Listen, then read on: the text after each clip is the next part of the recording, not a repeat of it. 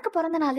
பிறந்த நாள்லாம் இல்ல, மயிலக்காக்கு. அப்புறம் அதை வச்சு வேற ஏதாவது பிரச்சனை பண்ண போறாங்க. நான் ஏதோ நினைச்சு எதையோ பண்ண போய் அது முழுசா தப்பா போச்சு. அதுக்காக சபையில அடி வரைக்கும் வாங்கியாச்சு. நடந்ததையே காரணமா வச்சு காலத்துக்கும் என்ன இந்த வீட்ல ஒதுக்கி வைக்கலாம்னு நினைக்கிறீங்களா? என்ன விசேஷம்? இவங்க கிட்ட கேட்டேன், எதுவுமே சொல்ல மாட்டேங்கிறாங்க. இந்த வீட்ல இருக்கன்னு தான் பேரு, என்ன நடக்குது ஏது நடக்குதுன்னு எதுவுமே தெரிய மாட்டேங்குது. அது சரவணா அண்ணா அப்பா ஆக போகுதுல, அதுக்கு கேக் வெட்டி செலிப்ரேட் பண்ண போறோம். ஓ அப்படியா? சரி சரி, நான் ஏதாச்சும் பண்ணட்டுமா?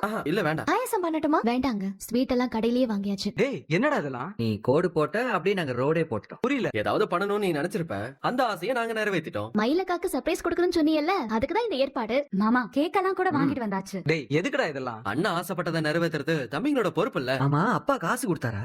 கொடுத்தாரு.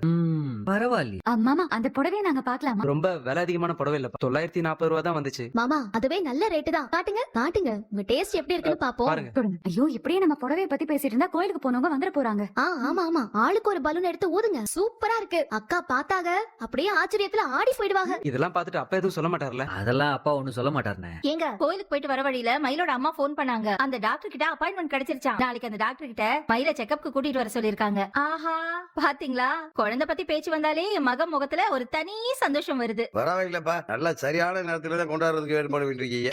என்ன கொண்டாட்டம்? ஆமா, என்ன பலூன் இதெல்லாம்? எல்லாம் கட்டி வச்சிருக்கீங்க. மயிலக்கா பிரெக்னெண்டா இருக்காங்கல்ல, அத நாம செலிப்ரேட் பண்ண போறோம். கேக் கட்டிங் கிஃப்ட்னு சும்மா அமக்கல படுத்த